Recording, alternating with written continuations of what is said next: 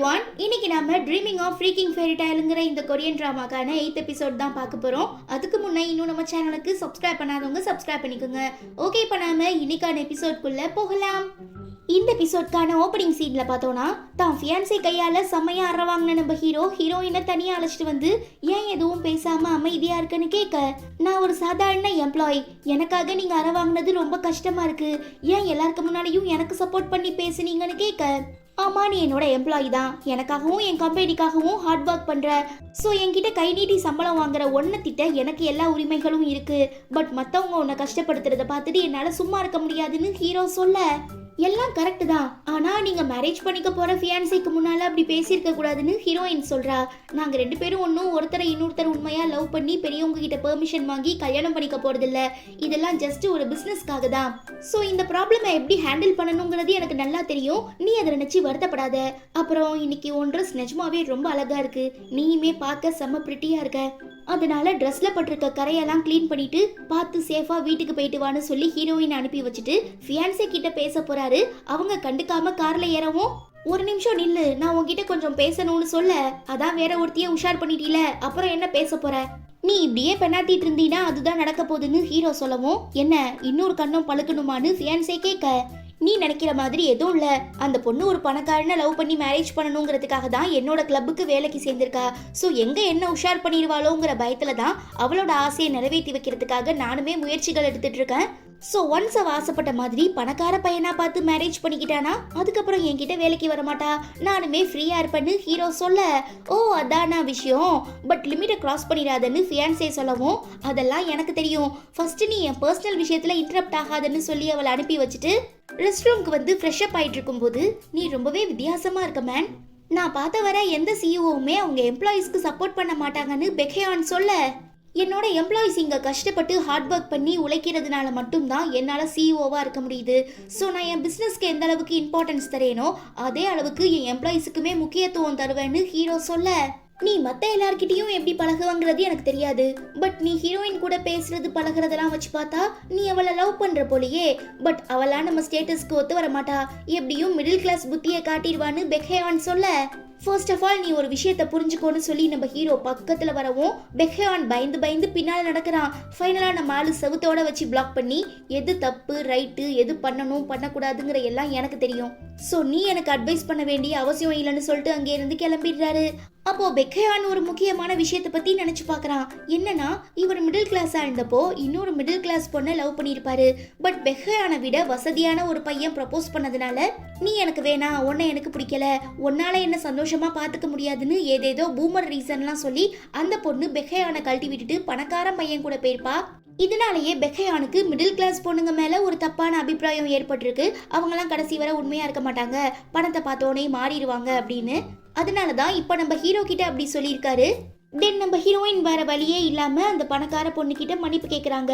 ஆனா அவர் ரொம்பவே சீன் போட்டுக்கிட்டு பணக்கார திமுறை காட்டுறது மட்டும் இல்லாம, இதுக்கப்புறம் நீ பெக்கேயான் கிட்ட பேசக்கூடாது, மேபி ஏதாவது ட்ரை பண்ணினா அதுக்கப்புறம் நீ தான் கஷ்டப்படுற மாதிரி இருக்கும்னு சொல்லி மிரட்டவும், ரொம்பவே ஃபீல் பண்ற நம்ம ஹீரோயின் ஓகே மேடம்னு சொல்லிட்டு திரும்பும் போது ஆப்போசிட்ல பெக்கேயான் வரான். அவனை பார்த்ததுமே கொஞ்ச நேரத்துக்கு முன்ன நடந்த சம்பவங்கள்லாம் ஞாபகம் வரதுனால, தகுதிக்கு மீறி ஆசைப்பட்டதுனால தான் இப்படி ரொம்ப கஷ்டப்படுறோம் போலன்னு சொல்லி பயங்கரமா ஃபீல் பண்ணி நடந்து போயிட்டு இருக்கும்போது ஹீரோ பார்த்துட்டு, ஏன் என்னாச்சு, ஏன் உன்னோட கண்கள்லாம் கலங்கிருக்கு, யாராவது ஏதாவது சொன்னாங்களா, வா நான் வந்து பேசுறேன்னு சொல்லவும், அதெல்லாம் ஒன்றும் இல்லை, நான் இப்படியே கடைசி வரை இருந்துருவேணும்னு எனக்கு ரொம்ப பயமா இருக்குன்னு ஹீரோயின் சொல்ல, இப்ப என்ன, உன்னோட கனவை நிறைவேற்றணும் அவ்வளோதானே, சரி கண்ணை மூடு, உன் கையை எடுத்து என்னோட ஷோல்டர்ல வைன்னு ஹீரோ சொல்லவும் ஹீரோயினுமே செய்றா.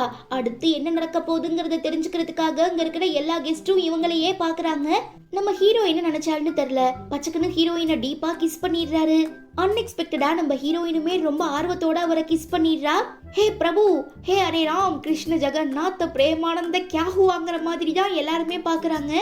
அப்புறம் நம்ம ஆளுங்க வெளியில வந்ததும், உங்களுக்கு தான் என்னோட ட்ரீம் பிடிக்காதுல, அப்புறம் எதுக்காக எனக்கு உதவி பண்றீங்கன்னு ஹீரோயின் கேட்க, எனக்கு உன் ட்ரீம் பிடிக்காதுதான், பட் உன்னை பிடிக்கும், உன்னை பார்த்தாலே ரொம்ப பாவமா இருந்தது, அதான் உதவி பண்ணன்னு ஹீரோ சொல்றாரு.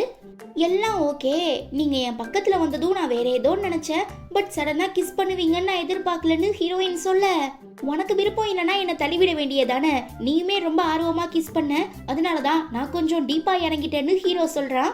அச்சச்சோ, நான் கூட ஏதோ மேஜிக் நடக்குதுன்னு நினைச்சேன். பட் இது சிம்பத்திக்கானதா? சே, என்னால ஏத்துக்க முடியல.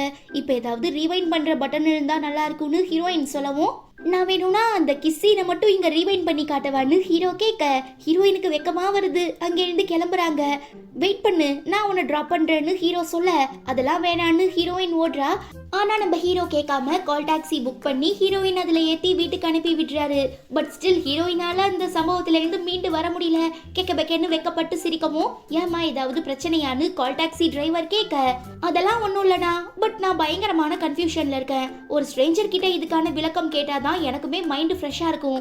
இஃப் யூ டோன்ட் மைண்ட், நான் அதை பத்தி கேட்கலாமான்னு ஹீரோயின் கேட்க, தாராளமா கேளுமான்னு கால் டாக்ஸி டிரைவர் சொல்லவும், இப்போ ஒரு பையனுக்கு ஒரு பொண்ணை சுத்தமா பிடிக்கல, பட் அவனே ரொம்ப விருப்பப்பட்டு ஆசையோட அந்த பொண்ணுக்கு கிஸ் பண்ணானா அதுக்கு அர்த்தம் என்னவா இருக்கும்னு ஹீரோயின் கேட்க, கண்டிப்பா அவன் டாக்ஸிக்கா தான் இருப்பான். சோ அப்படிப்பட்ட ஒருத்தன் கூட வாழ்றதுக்கு பதிலா அந்த பொண்ணு வேற ஏதாவது நல்ல முடிவு எடுக்கலாம். மேபி அந்த பொண்ணு நீயா இருந்தா யோசிக்காத, வந்து நடு ரோட்ல நில்லு, நான் உன் மேல என் காரை ஏத்தி கொன்னுடுறேன், பிரச்சனை சால்வ் ஆகிரும்னு டாக்ஸி டிரைவர் கலாய்க்கிறாரு. ஐயோ, நீங்க நினைக்கிற மாதிரிலாம் இல்ல, அந்த பையன் நிஜமாவே ரொம்ப ரொம்ப ரொம்ப நல்ல பையன்னு சொல்லி ஹீரோயின் வெக்கப்பட்டு சிரிக்கிறா. ஆனா இங்க நம்ம ஹீரோவோட நிலைமை அப்படியே ஆப்போசிட்டா இருக்கு. ஹீரோயினை கிஸ் அடிச்சது நினைச்சு பயங்கரமா ரிகார்ட் பண்ணிட்டு இருக்க நம்மால. பொதுவா என் கண்ணுக்கு முன்ன பெண்கள் எல்லாருமே கற்களா தான் தெரிவாங்க. முக்கியமா என்னை பொறுத்தவரை அவங்களாம் மனுஷனே கிடையாது, வித்தியாசமான ஜந்துக்கள். அப்படி இருக்கும்போது நான் ஹீரோயின் விஷயத்துல மட்டும் ஏன் இவ்வளோ வீக்கா இருக்கேன்? கடவுளே, தயவு செஞ்சு இந்த பாவியை மன்னிச்சிருங்க. கொள்கையை மீறி ரொம்ப பெரிய தப்பு பண்ணிட்டேன். ஆண்டவரே என்னை மன்னியும் மன்னியும்னு சொல்லி கண்ணை மூடி மனமுருகி சாமி பாட்டெல்லாம் பாடிட்டு அப்புறம் கண்ணை திறந்து பார்த்தா பக்கத்து சீட்ல உட்கார்ந்துருக்க நம்ம ஹீரோயின் கிஸ் பண்றதுக்காக ரொம்ப க்ளோஸா வராங்க. ஆக்சுவலா இதெல்லாமே ஹீரோவோட இமேஜினேஷன் தான். இருந்தாலும் நம்ம ஆளு ரொம்ப பாவம்பா, ஏதோ பெரிய தப்பு பண்ணிட்டோம், பாவம் பண்ணிட்டோம் போல நினைச்சு ரொம்ப வருத்தப்படுறாரு. கட் பண்ணா ரொம்ப கோவமா வீட்டுக்கு வர நம்ம ஹீரோவோட ஃபியான்சே அவ சித்தப்பாக்கள் 2 பேரும் உட்கார்ந்து சாப்பிட்டு இருக்கத பார்த்து இன்னும் டென்ஷன் ஆகி, நானே இங்க செம்ம காண்டல் இருக்கேன், உங்களுக்கு சாப்பாடு கேக்குதான்னு கேட்டு கத்தவும், அப்புறம் எங்களுக்கு பசிக்கும்லன்னு அவங்க 2 பேரும் ரொம்ப பாவமா சொல்றாங்க. அதுக்குன்னு நான் கோவமா இருக்கும்போது எப்படி நீங்க மட்டும் ரசிச்சு ருசிச்சு சாப்பிடலான்னு ஃபியான்சே கேட்க, ஆமா ஆமா அதுவுமே கரெக்ட் தான், நாங்க பண்ணிட்டு இருக்கிறது ரொம்ப பெரிய தப்பு, சரி நாங்க உனக்காக சாப்பிடலன்னு சொல்லி எல்லாத்தையும் மிக்ஸ் பண்ணிடுறாங்க. நாம செல்லம் கொடுத்து இவளை ரொம்ப கெடுத்து வச்சிட்டோம் போல. பரவாயில்ல, எல்லாம் நம்ம அண்ணன் பொண்ணு தானே, நமக்குமே பொண்ணு மாதிரி தான். ஸோ அவ சந்தோஷத்துக்காக அவளுக்கு முன்ன சாப்பிட வேணாம், பட் நம்ம வயிறு கேட்கணும்ல, வா சாப்பிடுவோன்னு சொல்லி மிக்ஸ் பண்ணி வச்சிருக்கிறதையும் 2 சித்தப்பாக்களும் ஷேர் பண்ணி சாப்பிட்டுக்கிறாங்க. தென் நம்ம ஹீரோயின் வீட்டுக்கு வந்து பார்க்கும்போது அவங்க டாக்டர் அக்கா பின்னால இன்னொரு டாக்டர் சுத்திட்டு இருந்தாருல, அவரு நடுஹால்ல உட்கார்ந்துருக்காரு. ஆக்சுவலா என்ன நடந்திருக்கும்னா, ஹீரோயின் சொன்ன ஐடியாவை வச்சு அவங்க அம்மாக்கு ரொம்பவே சூப்பரான ஒரு கிஃப்ட் வாங்கி தந்ததுனால இம்ப்ரெஸ் ஆன அம்மா டாக்டரை ரொம்பவே பிடிச்சி போய் தன்னோட பொண்ணுகிட்ட இவரை நீ மேரேஜ் பண்ணிக்கிட்டீனா கடைசி வரை சந்தோஷமா இருப்பேன்னு சொல்ல, நம்ம டாக்டர் அக்காக்கு தான் அம்மாவை ரொம்ப பிடிக்கும்ல, சோ மறுபேச்சு பேசாம உடனே அவங்க சொன்னதுக்கு ஒத்துக்கிறாங்க. பட் இதுக்கான மாஸ்டர் மைண்ட் நம்ம ஹீரோயின் தாங்கிறத யாருக்குமே காட்டிக்காம டாக்டர் மாமா, ஹாய் பாப்பா, நான் தான் உங்க அக்காவை மேரேஜ் பண்ணிக்க போறேன்னு ஏதோ இப்பதான் ஃபர்ஸ்ட் டைமா பாக்குற மாதிரி சொல்றாரு.